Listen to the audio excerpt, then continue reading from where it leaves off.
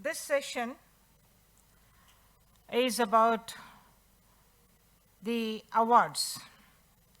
Informatics India has instituted an award called the Informatics Innovation Award to identify and reward and recognize and award best practices in innovation, innovative practices in libraries.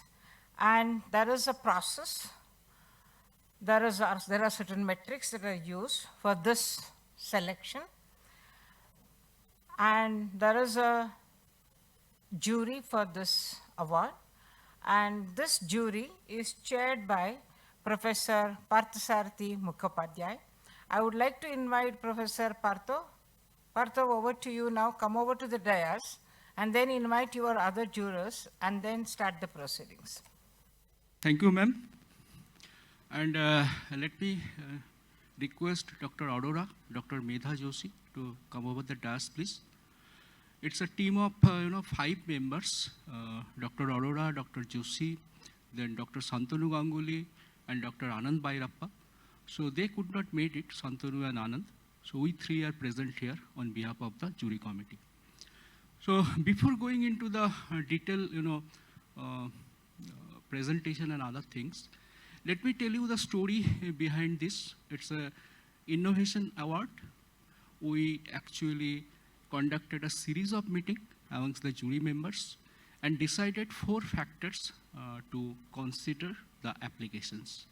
These are replicability, then involvement of library professional, clarity in presentation, and these are the others, a few other factors. So we got a total of 11 submissions this year. One library placed 3 different innovation awards. So out of that 11, we finally selected 9 for the first round. And we have given the participants, one particular round for making the presentation very exhaustive, because I can remember TCS people took almost 40 minutes and we never stopped them. So they're happy that what they wanted to present, they presented it before us. And we finally selected 4 participants out of the 9 finally initially selected participants.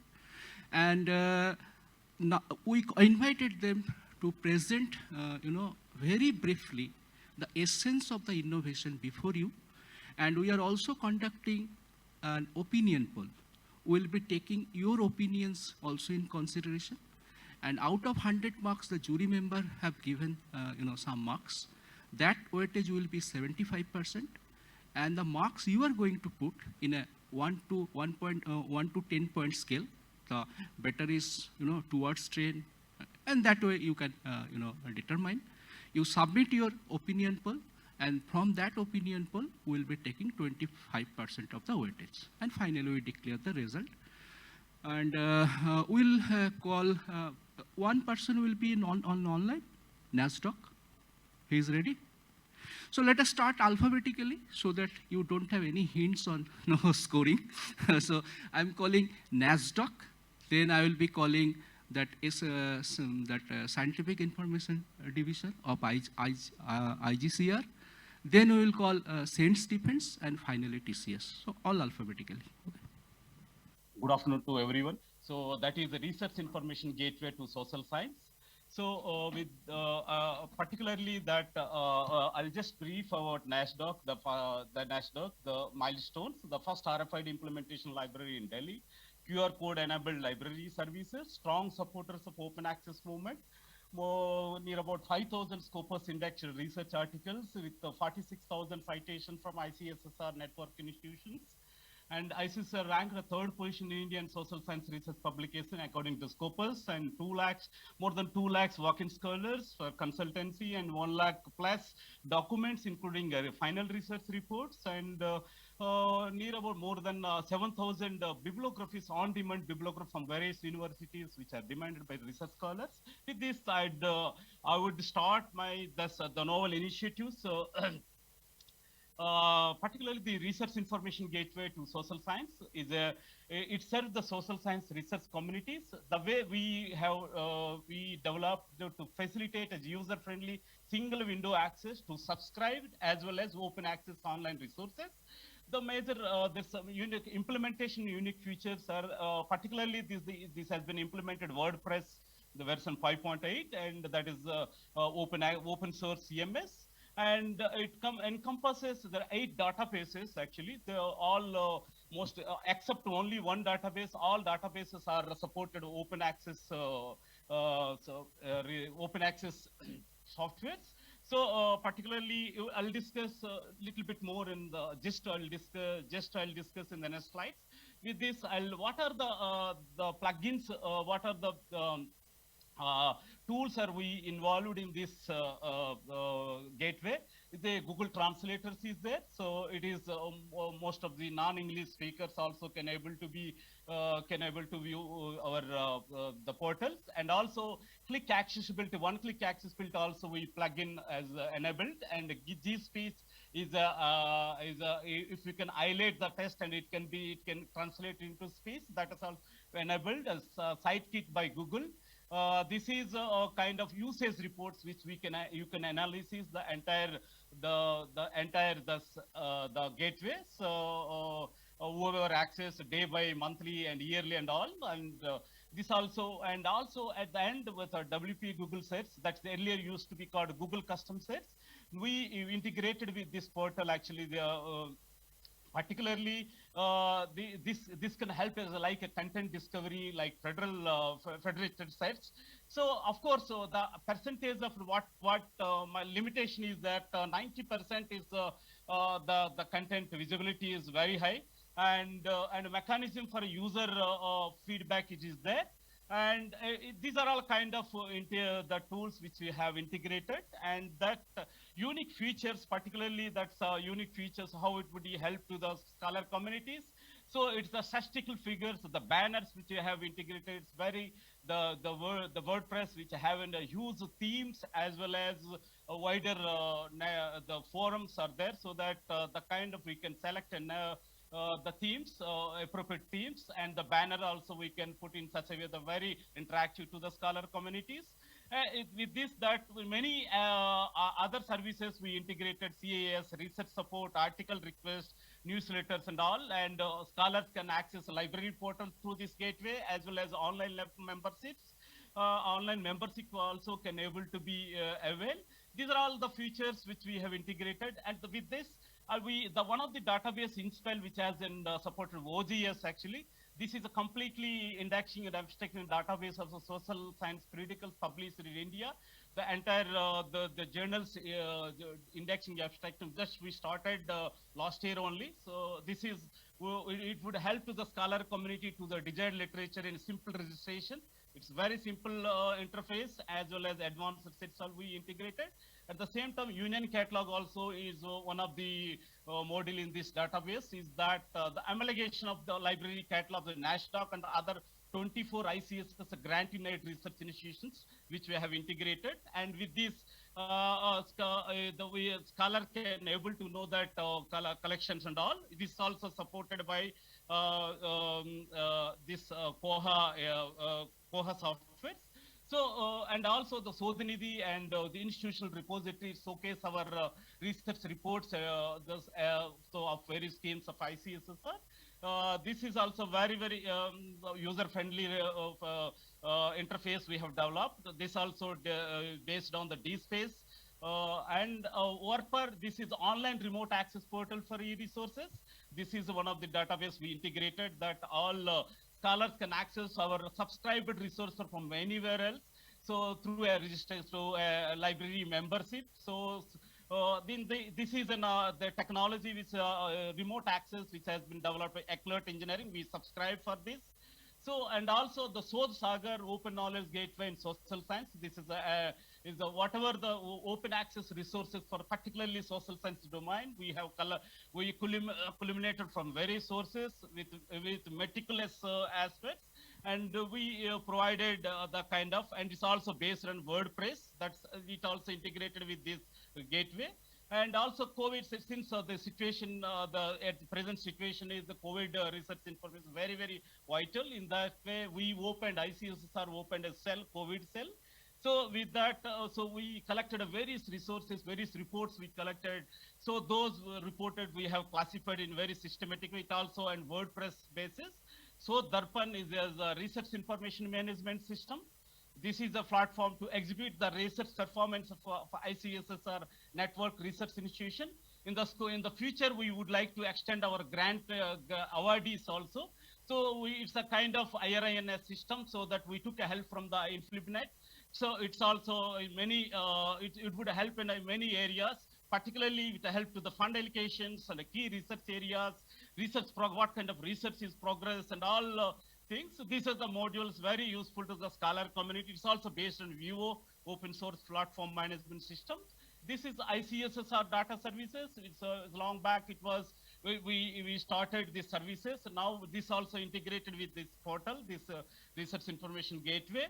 So it's the secondary data and all we collected from NSS and ASA data from various government data and also from universities and other research institutions integrated with this. And it's very, very, it's very user friendly. Scholar can once enter, he can get as desired information as far as mandatory is user registration is very mandatory. It's also open. It's also NADA software we use. This open source software. With this, the scope of the rigs was over, but the team which is behind this, the young and dynamic team, which is our experience with a technical and different kinds of background, particularly technical and professional backgrounds. So they're all purely our library science fraternity only. So all the directors, deputy directors, and assistant and other library professionals are involved in this. The novelty is that this gateway is not only is given access to the academic resources, to the research scholars, and also the primary and secondary data for research purpose through Icssr data services. So we are integrated, and also the showcasing of the scholar community activities, that is particularly Icssr 24 research institution, more near about 400 plus faculties and plus with huge scholar community we have, so that is a major novelty in this database. So apart from this practicality, we practically connect the users with the right information. Resources are cataloged by professional staff, keeping in mind the need of the users. Secondly, access to the structured and high quality information. Each resource selected is evaluated explicitly by defined quality selection criteria, and also current and up-to-date information. A special team is continuously involved in updation of resources, eliminating the dead links and adding in relevant ones. So with this, the impact of this RICS is that you see that ORPER online remote access portal is that more than 41 lakhs the access for the last year statistics. 2000 in year last year is the 2,669 data sets we have supplied to the scholar community, and union catalog 14,000. Of course, now as such, there are 6 libraries were involved and rest are in the progress, and the open access resources, soul sagars, for 4,000 plus visitors have visited, and plus 12,000, 1,299 COVID resources have accessed. Inspel, more than 2,000 visitors have been registered, and institutional repository is a recent one which we have started since January only. So it's a 300 plus scholars have visited. So these are all statistics. Sustainability, when it comes to the sustainability, since our portal, our main objective of our NASDAQ is to promote the open access area only. So so open access utilized to be open access sources only, particularly all the resources, whatever we have integrated in this gateway. So except the ORPER, which we have taken a subscription, but that also we're going to be so shortly in this financial year, maybe in the Sibulat, we're going to be shipped with the consultation of our publishers. So that's this way the sustainability. We have a strong support of a community-based support forms there, Ramesh, and also strong support of Ramesh, technical support. With this, yeah. I'm concluding my presentations. I would welcome to a strong suggestions from communities, from participants as well as the jury. So I'm thankful once again to the juries and the members, the participant. Thank you very much. May I now call SIRD division of Icssr? Respected judges, the organizers, the fellow participants, and the august audience. Good afternoon to everybody, and I welcome you all for this case study presentation on indigenous development of Preprint Portal. Actually, this presentation is supposed to be given by my head, Srimati S. Rajeshwari Madam, but unfortunately, due to unavoidable circumstances, she couldn't able to come offline. So I am representing her. I apologize for that. So next slide, please. So before highlighting the innovativeness and the novelty, I wish to give you a brief introduction about the Preprint Portal. Actually, for any given R&D institutions, there will be a publication ethics committee which actually enforces the authorship and publication guidelines in their system. So similarly, in Icssr also, we have our publication ethics committee which enforces the authorship and publication guidelines. So this actually we wanted to implement in a web-based way. So our Srimati S. Rajeshwari Madam, she is the one who conceived the idea of developing a web-based preprint portal to ingest the publication ethics into the system. So keeping in that mind, we have developed a preprint portal. Actually, this preprint portal was developed by the library staff itself who is having the computer science knowledge and the background. So, and for the past 4 years, this system is running, it is operational smoothly, and if at all, if any problem comes or if any troubleshoot has to be done, and based on the user's feedback, it has evolved to this level. And since it is in-house developed, we ourselves will correct all the source code and do modifications in the database. And it has come to the level that even you can do a technology transfer, that meaning with small corrections or modification in the database and the coding, we can able to implement the same system in the other institutions as well. Here I want to clarify one thing, this, that the audience should not confuse with the preprint which is available in the internet. This is purely an internal thing and it's only on the intranet.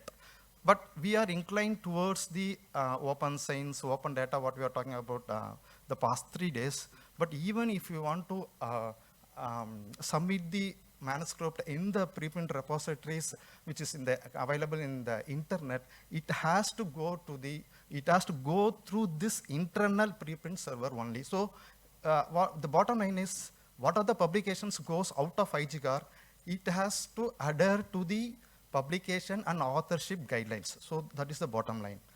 So actually, here I am going to explain about briefly about the workflow of our preprint portal.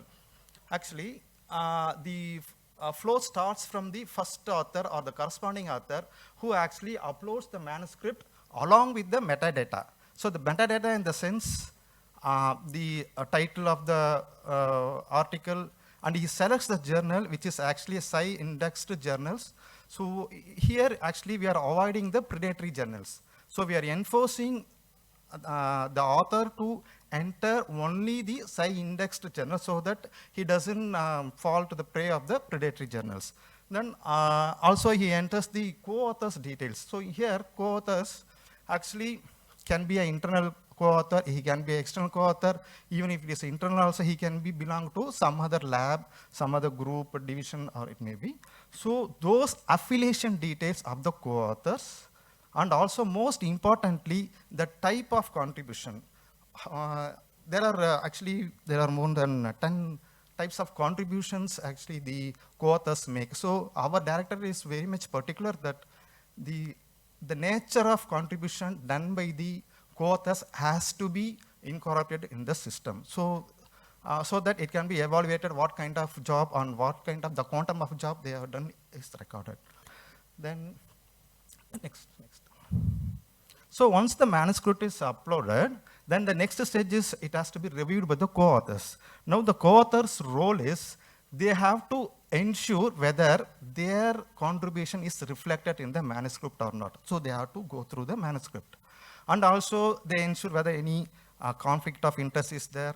And there are actually two main things he can do. One is he can positively review, or he can advise for rework by giving their suggestions in the preprint portal itself. So it will be reflected to the first author, and will do the necessary correction, and he will once again resubmit, and the cycle will goes on. Then actually this is one way of putting the accountability on the co-author. So tomorrow the co-author should not deny that he is unaware of certain things in the manuscript. So that is also recorded here. Actually, the next stage is by the vetters. So here comes the management role. So here in our DAE, the immediate superior, we call it as section head, then followed by division head, then we have associate director and group director. So each of them have the certain roles to play.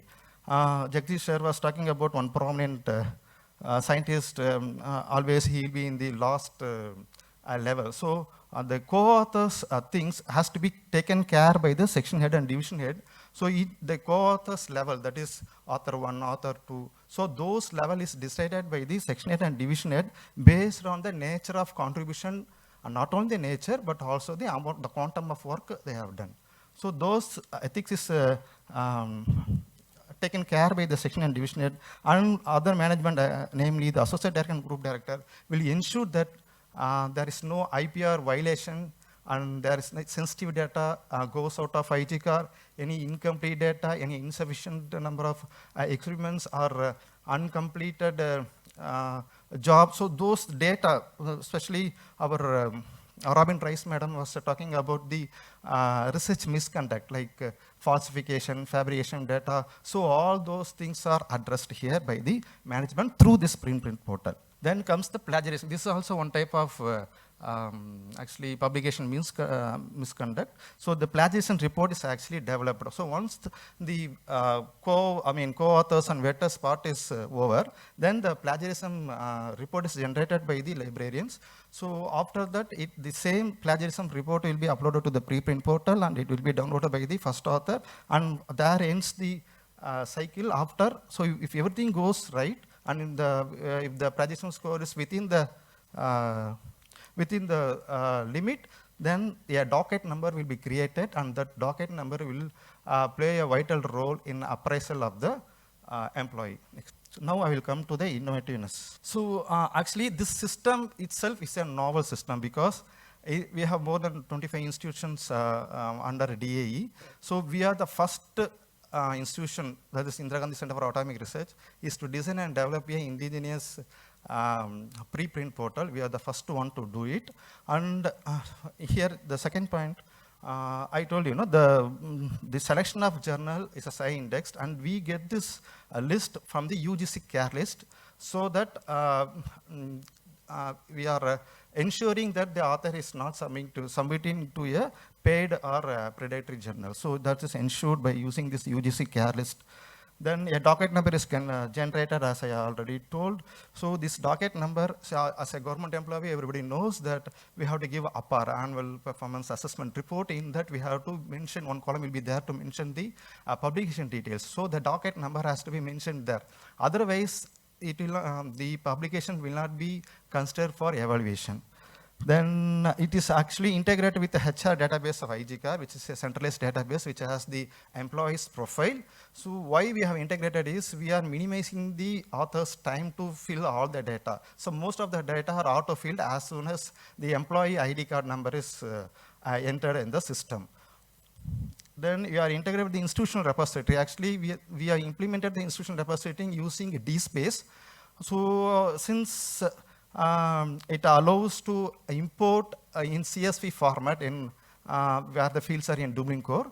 So what we are doing is we are downloading from our preprint portal and uploading to this DSpace institutional repository with the publication status as preprint.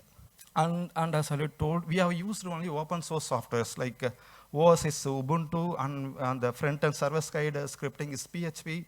The client side is actually JavaScript, and at the back end we have the MySQL server. And so this is the one I was talking about. The hierarchy of authors, we are giving more importance, because the present director has stressed the importance of the level of the co-authors. and the amount of work and the type of contribution the co-authors does. And literally there was no cost involved in it because it was developed by the library staff itself who's having the computer science background. And since we are using FOSS systems, there was no cost involved in it, and it is maintained by the librarians itself. Then quickly I run through this screenshots, and then I will close my presentation. And this is actually there are many menus and sub-menus. I'm not going to discuss all. So only the prominent screens I'm going to share. And this is the one of the form, that is a preprint approval submission form, where you can see all the metadata of the manuscript has to be entered. There one plus symbol is there where you can go on adding the co-authors details with the affiliations, and we can select the internal author or external author or the nature of contribution given by the co-author. So this is the list of journals which is actually extracted from the UGC care list. And this is the list of co-authors entry. And this is the one of the screenshot which shows the history of approval given by a particular co-author. So you can see the preprint number which is having a hyperlink. On clicking that preprint number, we can able to see the chronological status of the particular manuscript. So this is that, on clicking that preprint number, you will get this kind of report. So right from submission to the plagiarism check level, we can able to see the chronological information. And here, this is the list of a manuscript submitted by a particular author, and he can check the status by clicking this check button. And here one more thing I want to stress is that this system also takes care of versioning. So for example, in this preprint number 1158 version 3 and 621 version 2, it means that he has done corrections or modification based on the suggestions or rework given by the co-authors or the management level. So that's why that versioning. So the preprint server itself takes care of the versioning. The author need not worry about the versioning. So this is the, on clicking that check status button, he can see the overall summary status of the manuscript, where the co-authors has approved, even the management approval, whether the plagiarism check has taken or not. And this is the sample plagiarism report we have generated through the plagiarism software. Thank you. Thank you. May I now call St. Stephen's College, New Delhi? Good afternoon, everyone. First of all, I'm thankful to the chair of the jury, Professor Parthasarthi Mukhopadhyay, Dr. Jagdish Arora sir, a member of the jury, Dr. Shantanu Ganguly, Dr. Anand Bhairappa, and Medha ma'am, Dr. Medha Joshi. I'm thankful to each one of you for giving me this opportunity to share my project, the work which I have undertaken in the last 2.5 years. So I utilized fully the pandemic. Pandemic was so productive for me, to make this a reality. And the people who worked with me, I'm also thankful to each of them. So Icssr is, we call it the information system for visually impaired. So if you go into the various reports, there are 50% population of the worldwide suffer some kind of a disability. And 37 million people out of them are blind, and nearly 50 millions of them are in India. So India is one of the hub actually, the people who have been facing some kind of a visual impairment. And there's one of the study which says that 803 persons out of 100,000 populations, they are actually have some kind of a blindness. So in addition to the blindness, there are reported that 762 people per 100,000 population faced vision loss. So there are actually, this is a serious problem. And in India, we are the center of it. If you compare to the global north, like India is primarily is one of the center place where people have been facing some kind of a visual impairment, more actually compared to other part of the world. So you need to first understand the visual impairment is not just the blindness, where the people, there are some kind of a disability in reading the print version that also fall under the category of a visually impaired people. So there are various reports. In fact, the global Millennium Declarations talk about all kind of a disability, but the visual impairment is not discussed. So that there are some kind of a problem at a global level also, which are actually not taking up this visual impairment in the disability declaration also. So we actually try to focus that how we can help these visually impaired people.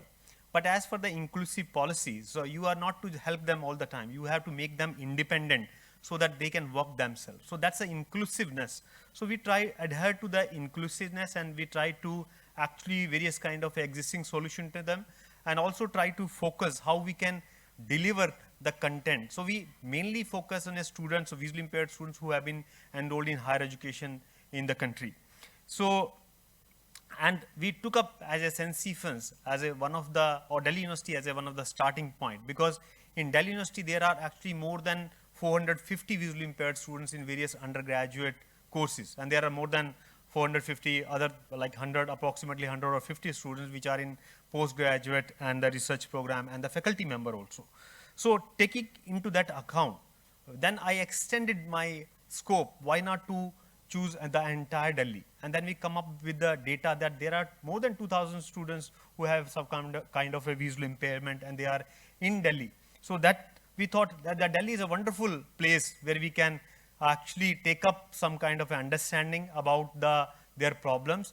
And we have chosen all the major universities in Delhi to understand what are their problems. But before that, we also studied the background information, like what are the different guidelines exist, what are the different literature exist. So we did an extensive literature study and extensive technological study as a technological gatekeeper. What are the different solutions exist to them? So we found that on the internet, things are available, the technology is available, but the people, those who have been, creating the content, they are not in a standard formats. So the content which people have been creating in a digital, or the content which are in digital born format, they have adhered to the WSCAG guideline 1.0 or 2.0. So that's one thing we found, that the content whichever we will create, that adhere to the guidelines, and that's the content should be in a suitable format which can actually make compatible with the existing tools and technology.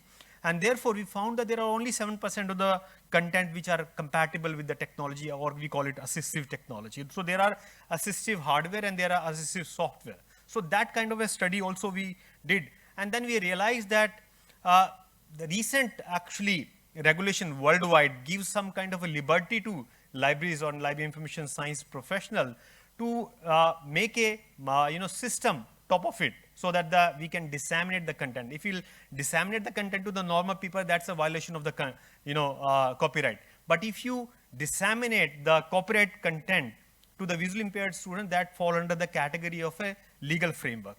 And that's actually, we used it. These are some of the landmark actually which empowers us to make this kind of a system which can help the visually impaired students, like a Copyright Amendment Act which was done in 2012. And there are actually other things, because this movement started from the judgment from the US court, which was an Author Guild versus a Hathi Trust in 2012. And thereafter the Marrakesh Treaty, which actually empower the cross-country dissemination of the content, internationalizations of informations and dissemination among the visually impaired people. So after which we studied that the information can be generated and can be disseminated in various formats. The first can be like the tools and technology to access the print information sources. So they can convert the print information to touchable format, like a braille format. So these kind of tools we need. Then we think about that converting the print into the auditory form, like the machine which will convert the print information directly into the auditory form. And then we thought about that how the electronic information can also be converted into the auditory form. Like they put the electronic information and that will convert into the voice. So all these information, hardware, or we call it assisted software, we studied and we add into our enabling unit. We call it enabling unit sections, where we try to actually add all these systems. But all of you, I'm sure, familiar with, there are huge, short crunch at a college level, not just at the manpower, but also the funding level also. So lots of actual tools and technique we actually got through the donation. We approached people, and we also manage through various other sources. So this is how we created an enabling unit. Initially it was in the library, then it moved to the near to the entrance of the college because the visually impaired can easily reach to them.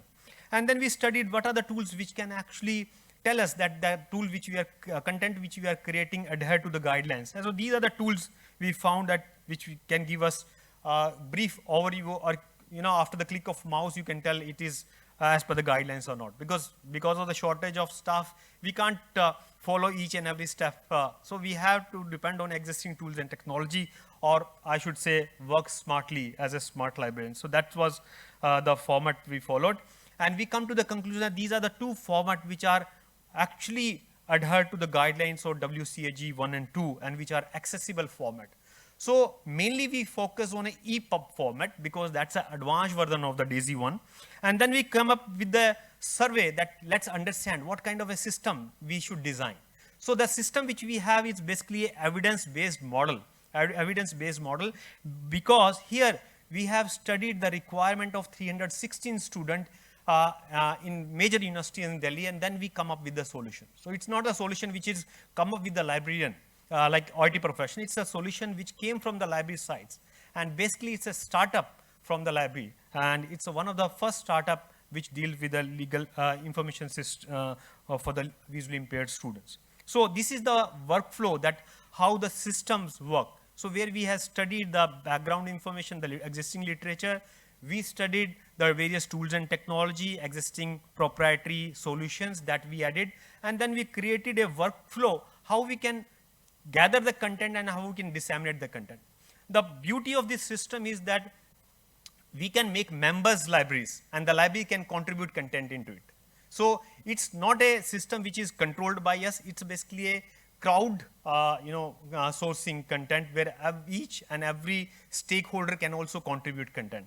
And apart from that, beauty of this is that not just the institutional member can create content, but the normal user can also create content into the system. So that's also part of it. So these are the basically various modules we have in the Icssr, where we have a user management module. User can register. They have to upload their visual impaired certificate because government issues certificate for the visually impaired, and after which the administrator approve it, and then they can access the content. Because if you'll not have that kind of a module, it will be the violation of the copyright laws. So that kind of a problem, or that kind of a legal framework has also been addressed into the system and its various modules. Then we have a production module where we can convert text or PDF into the EPUB format directly. So that's production module is also part of it, and we have used the existing tools and technology on the internet. There are various tools which can convert into EPUB format directly from the words or PDF. Then we focus on the retrieval part.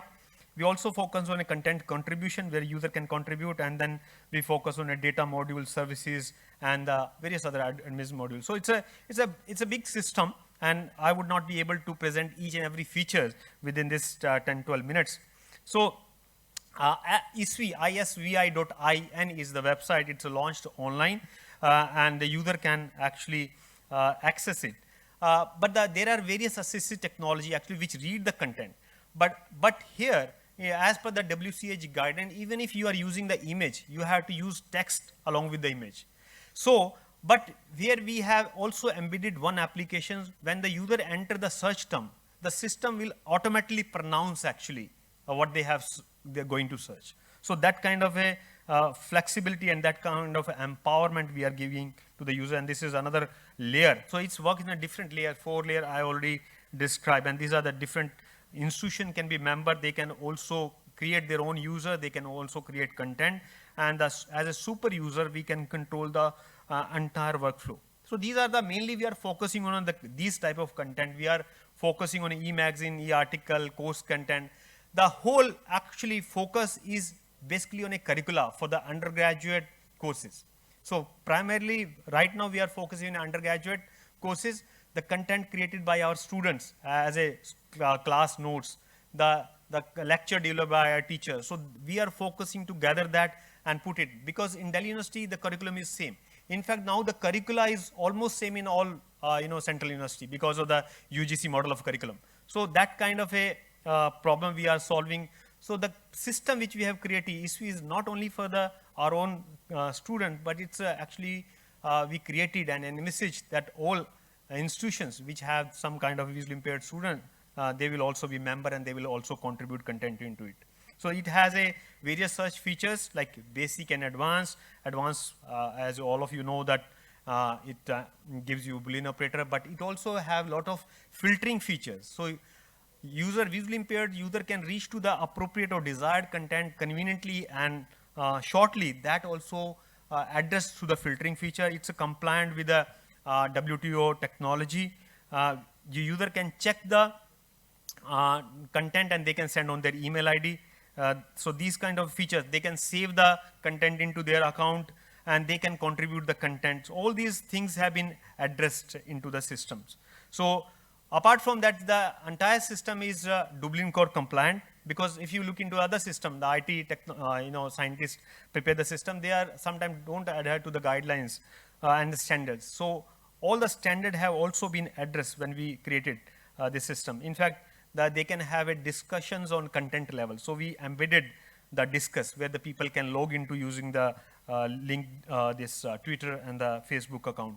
So, and they can also give their views about the, through these sentiments, they can give expressions. And you can see that at the top of it, there's a listen button also here. So when they can click on this, they can also listen about the contents at a metadata level. But we also keep in mind that there are a lot of content already exist which match to the curricula of undergraduate courses. So, and these are video lectures available.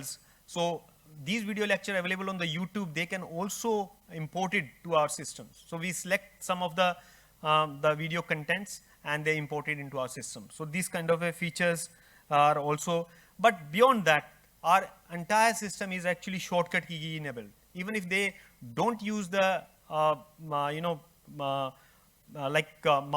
if they want to use it, they can't use mouse, but they can operate with the shortcut keys. Like if they use Control+S, they will reach to the search window. They will use Control+A, they will use to the account window. So all these entire system is shortcut key enabled. So with this, this is one of the startup, and we are looking for funders also who can give some kind of funding support. We also need people who can voluntarily, work on this and add content and can create metadata. But apart from that, one of the major problem of visually impaired students is they not only look for the English language content, but they also look for the vernacular language. So this is a kind of a pan-India project where we are not only adding the content in English language, we are actually focusing on content which are in a vernacular language. So that's our project, and if you want to get a hands on it, these are totally compliant with the, it has a mobile devices, tabs, so you can go icssr.in and you can have a look. And beyond that, I also invite all of you to contribute content into it, participate, become a team member. We are very open, and there is no actually motto behind it. The motto is only the service and excellence. So that's our motto. And to make this a reality, there are two quotations actually which really influenced me and which are a driver, and I'm sure you can also use it. And one of the quote of Mahatma Gandhi is that many ideas never been initiated because of the fear that they will never be achieved. So I use it, that quotation, several times, and I hope that can also work for each one of you to get some motivations. I also influenced one of the quote of Swami Vivekananda. Swami Vivekananda says, how you can get success? So Swami Vivekananda says, take up an idea, think of it, dream of it, let your muscle, brain, and every part of your body work according to your idea, and that's how you can success. So we put a lot of our efforts to make it a reality, not just my mind, but also my heart and soul I put into it, and we are really happy that it's now reality, and people are coming forward actually who want to work on it. So with this, thank you very much. But before judging, you must keep in mind that this is a solution which is coming from the college, where we have most of the people in a library. Most of them are attendants. There are some professionals. So we had to put a lot of efforts. So thank you very much, and I'm sure you liked it. Thank you, Dr. Bharadwaj. May I now call TCS as a unit for whole India, not TCS Mumbai or TCS Pune that we came to know, TCS as a whole. Good afternoon. And before I begin, I would like to sincerely thank all the eminent juries for considering this entry. I am Pratibha, and I have Kishore Ingle with me. We have applied for an award in the category Integration of Library with the institution's technology infrastructure like ERP or e-governance. TCS IRC has always been at the forefront when it comes to adopting or adapting to technologies.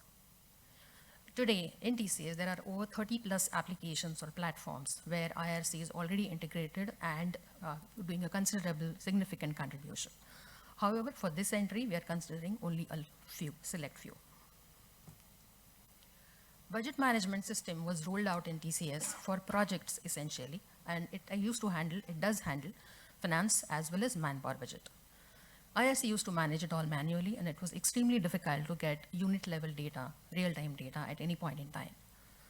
That is when we thought of integrating with the budget management system.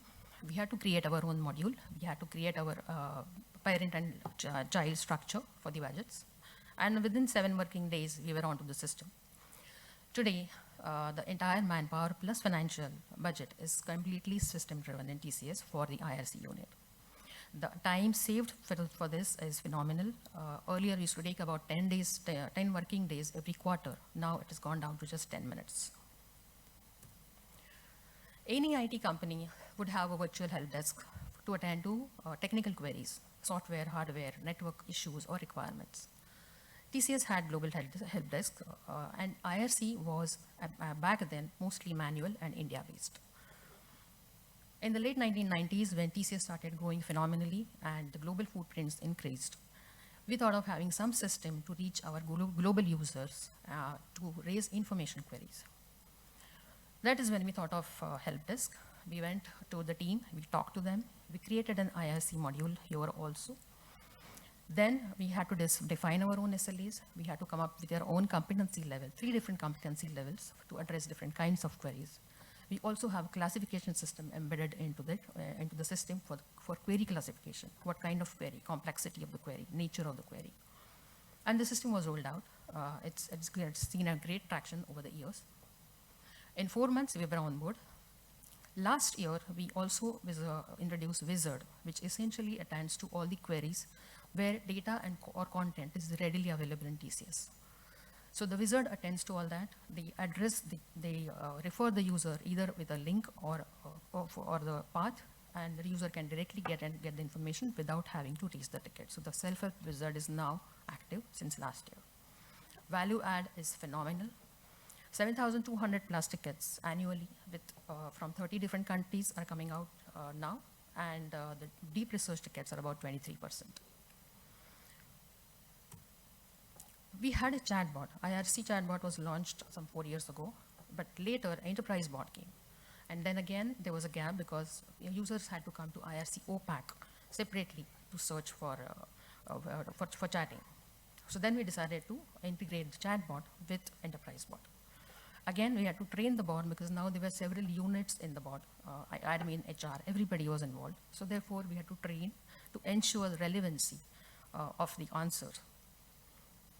Now, again, the value add is there are 77 intents, 1185 questions with multiple iterations are available, 89.5% accuracy, which is the closest gap, the gap is closing very quickly, and 900% rise in the chats compared to the IRC both, because this is essentially on the enterprise intranet. Enterprise search is an internal system, internal Google system, which is a federated search in TCS across everything, whether it's people, platform, projects, documents, applications, anything. Users had to separately come to OPAC for IRC collection. So we again thought this was a gap. We approached the team and we integrated IRC catalog, print plus e-resources into enterprise search. Now, any keyword search will also give IRC content, and we have seen a very good traction in the usage and visibility in IRC collection now. MS Teams has been a boon actually during the pandemic. Earlier, we used to have several offerings offline. So a lot of events we used to conduct, like author talks, technical talks, book talks, expert talks.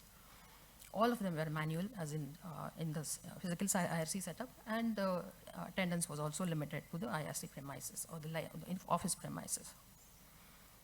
Now in MS Teams, all these events are conducted online, and we are recording them also. There were also some offerings which were by email, which then we thought of pushing onto MS Teams, and this has also seen a very good traction. Now we have instant feedback, and we can customize it very quickly. The recordings that we were generating in MS Teams, earlier we did not have the competency or the skills to edit them or use them in any way. So they were just lying there. So we upskilled our team to now we are doing video editing, and we are pushing those content in the MS Streams channel. It is accessible to everybody now. This took some time.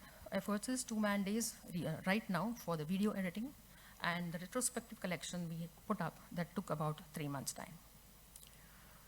Now we see an emerging library of indigenous podcasts, which now we call it as Pod Zone.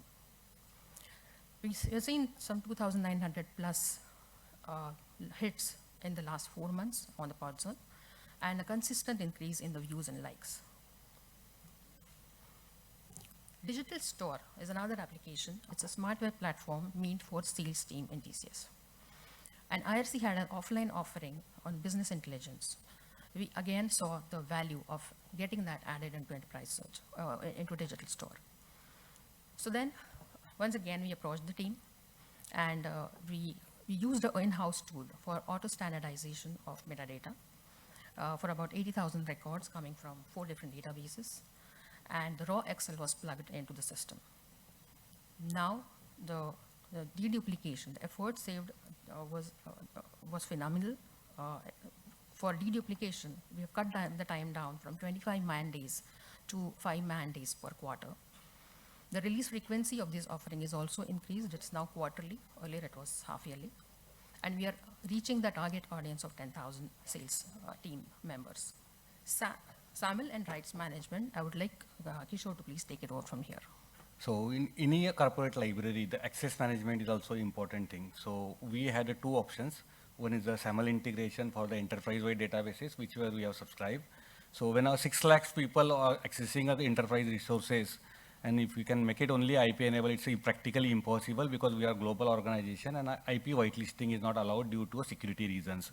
So we implemented SAML for the all global database accesses. So any TCSers, wherever he or she may be, will be able to have a rightful access to the databases subscribed by the organization. That was for enterprise-wide applications, but there are certain databases where we have a limited number of subscription seats. Say, for example, Gartner, Forrester, or any other databases wherein everybody doesn't need to have access. So these are the seed-based access. So once we allocate access to those people, and if they change from the organization, if the role changes, something moves out, it's practically impossible to keep a track. So we implemented a rights management system. It's an internally developed tool, which we also offer to our customers as offering.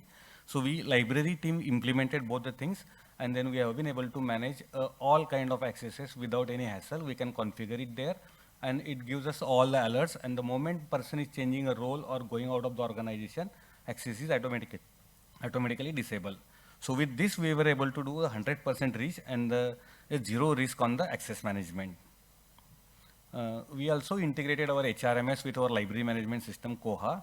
So it has got a bigger impact specifically on the clearances. We have a 15% year on year, last 12 months attrition.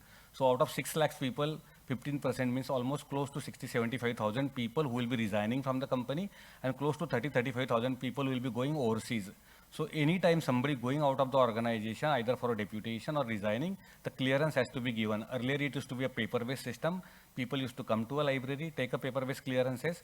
Then we have to check with all other 50 plus libraries whether he or she has borrowed something from that place, and then give them a clearances and intimate other people, I have given clearances to so and so associate, please do not issue it. With the advent of a HRMS clearances system with our Koha management system, the moment person puts a resignation and HR accepts it, automatically the status is changed into system. And once we give a clearances from there, it will automatically block across the TCS. So what used to take a 30 minutes earlier has been reduced to 5 minutes only. And then imagine the volume of work, what we have been doing it into that area. So it is very systematic now with streamlined system. And if there are any dues also, we don't need to do any follow-up. We can just simply mention in a system that person has so and so book due. System will automatically take a pricing from a Koha and will send it to the full and final settlement. So we have got 100% clearances with no losses. We were also part of an audit system. So audit have been a regular process for all IRCs, but earlier all audit reports, scheduling and everything used to be on a paper-based system. It was a manual system. So what we integrated with our internal audit system, so TCS IRCs are also part of our audit system. Now we can, all the documents and everything has been included into our audit system. We can schedule the audits, we can complete the auditing process in the audit, and with this, we were able to reduce the timing for preparing our audit reports. And at any given point of time, management is able to see which are the areas where we are having maximum number of non-compliances, which are the areas where we can improve our processes, or which are the areas in which we have been consistently improving. Because audit not only takes care of areas of improvement or the errors where we are doing it, it also takes care of what are the new initiatives, best practices we have been following it up over there. So it took 2 months for all of us to integrate with the existing process and then upload the documents. And now the audit report and everything is ready within 5 to 7 days, which used to take 15 to 20 days earlier. And the IRC team is so mature now, whenever there is an external audit like CMMI 5 or ISO 9002, we are the only support function who are also being audited by the external auditors, because we are, the processes and everything has been very well matured. Also, if there are any changes in a system, if there are any process change into finance system or IRC operations, the dependencies are automatically linked in the audit management system, and it brings forward, if you are making these changes, it will have an impact at so and so places also. That dependency also, we need not worry about it now. We also have an intellectual property rights management system. Team IRC is also a major part of this one. Earlier, we were just extending only a plagiarism check services, and since pandemic, our major team is also incorporated into this activity, and then we are doing all copyright clearances for the documents being generated from the TCS. So the plagiarism check service was earlier is a kind of a semi-automated, or person has to send a mail to a person, and then the system will do plagiarism check and give a report back to them, and then those people has to feed it into IPRMS. Now this has been integrated with the IP management system. So anybody whosoever is doing a IP safe, we call it as IP safe activity, or if there is any publication, any paper has to be done for a plagiarism check system. The entry is made into system, and then all the reports and everything, the workflows are integrated. So this has streamlined a lot of activities for all of us also. And it took only 1 man-month for implementing this integration with the IPRMS. We also have a very robust competency management as well as learning management system. So IRC leveraged this, the learning management system, a platform which was there. So we have opened up the domain competencies organization-wide to encourage fungibility for all our team members. We identified the 3 areas, and then we have also 3 different levels in each of the areas where the learning objects have been created. And those are part of a system only. So every IRC person is supposed to undergo those objects also. And if you, or if somebody who wants to achieve a higher role and other things, they need to do the competencies, and everything has been tracked automatically in a competency management system. So we also develop our own courses, and time to time we also update it, and we also have an exit test after somebody who has completed the system. So the whole thing, it took 2 man weeks for us to define the competency definitions, and the course material, it took 3 man weeks for each WBT. So we have 3 WBTs over there. So with this, we are 100% compliant with the mandatory trainings, as well as assigned technical competencies supervisor can assign us. Beyond that, if any of the team member whosoever goes and then achieves some more higher competencies, they are also visible to the supervisor and the team member. Okay, we have those many competencies in our team also. And now we have got 100% digital profile. So whatsoever we have the knowledge, it's a digitally acquired, documented in a system.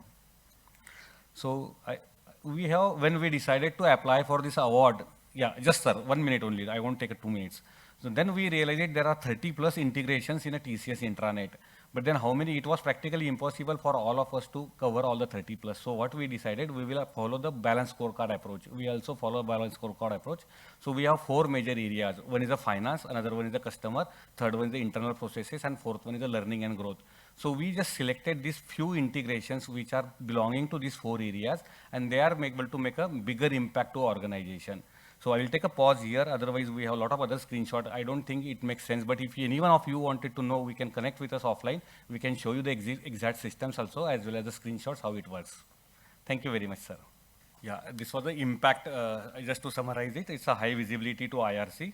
Bird's eye view helps in the planning and analysis, optimum usage of resources and better ROI, robust and quantifiable performance, inheritance, security and compliant process, uniformity and transparency in the processes, faster time to market, cost saving, straight through process to processing of a request, and filling the IRC resources on a higher value and enhance user experience for satisfaction.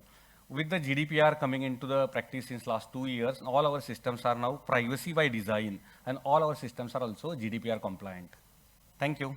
Thank you all for participating libraries for cooperating with us to complete this on time. Now it's actually 3:30.